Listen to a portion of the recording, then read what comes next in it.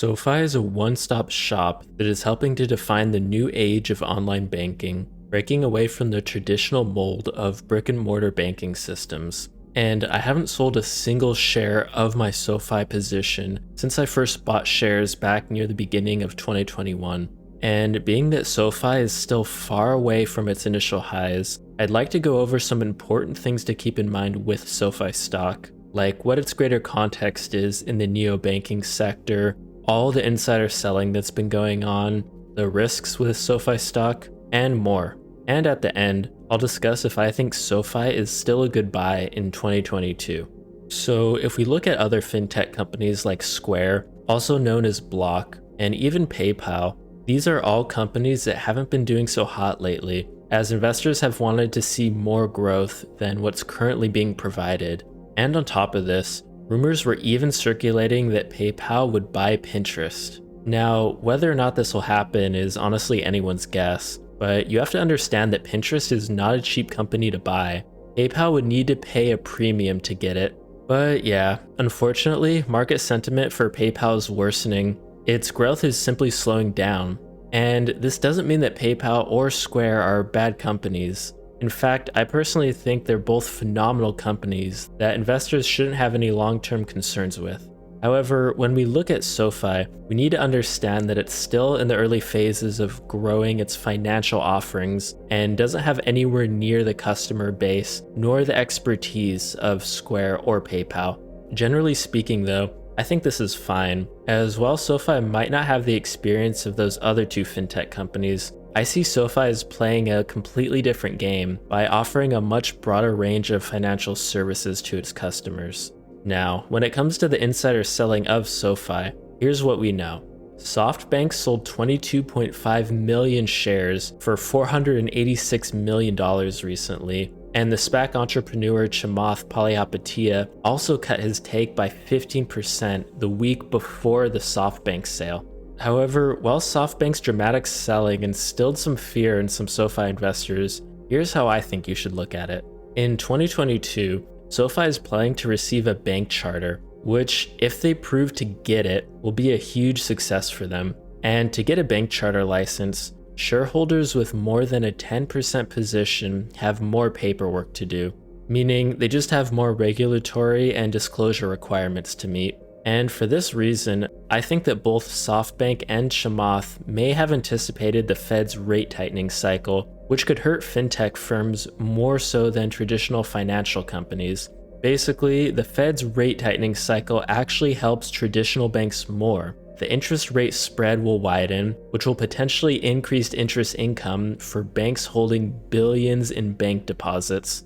So while a bank charter is a good thing, I think another reason perhaps we've seen SoFi far from its initial highs is due to SoFi launching several products, including credit cards. And you might be thinking, okay, that's a little counterproductive. Why would the stock price go down after all these exciting announcements? And the thing you have to understand is, each product release will need advertising support, which means that SoFi will also need to hire more staff to increase customer support levels. And in the early phases of growth, those costs could potentially grow faster than their revenue, and shareholders could be expecting these losses for the short term. However, in the long term, I only see this as a good thing, as it simply means that SoFi is expanding their business and continuing to offer new products by putting their customer first.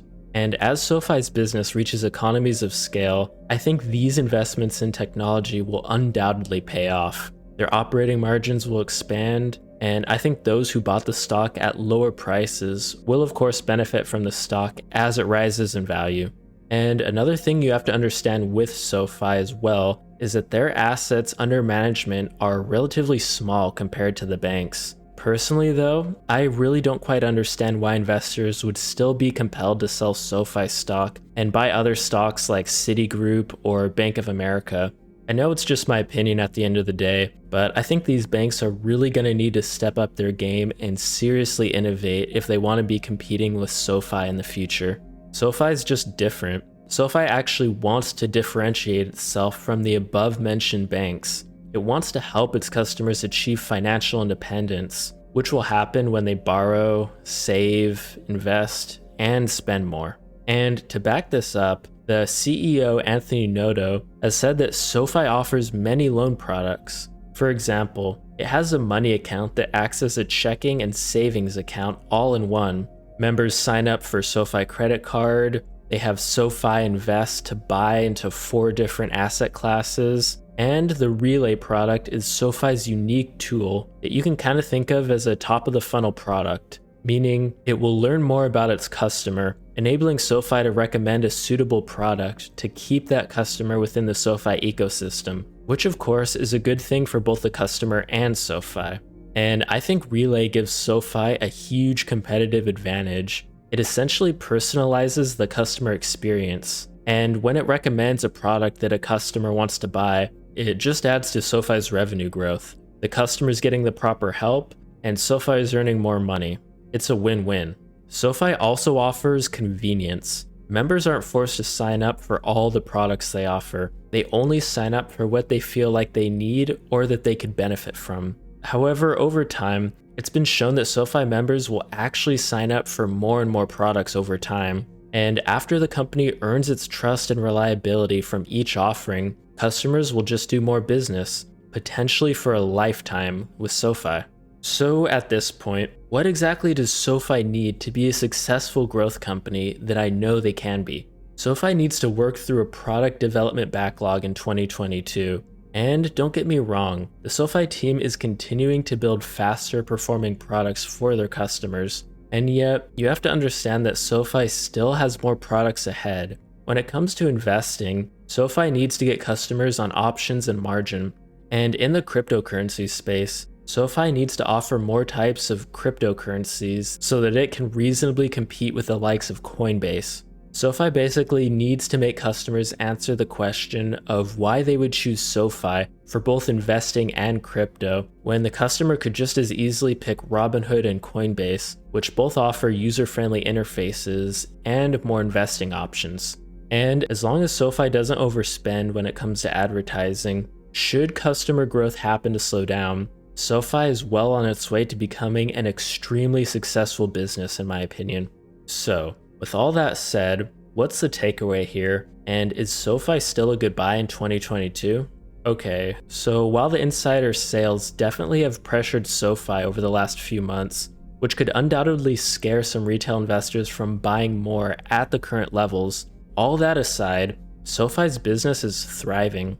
I think we can expect more strong customer growth over the next few quarters. So yeah, I believe that SoFi is definitely a good buy right now. I mean, when I look at the long-term vision of the company and the tremendous achievements they've been able to pull off in 2021, the short-term insider selling doesn't really scare me in the slightest. All in all, I think SoFi is a fantastic stock to add to any portfolio as a long-term hold for exposure in the fintech space.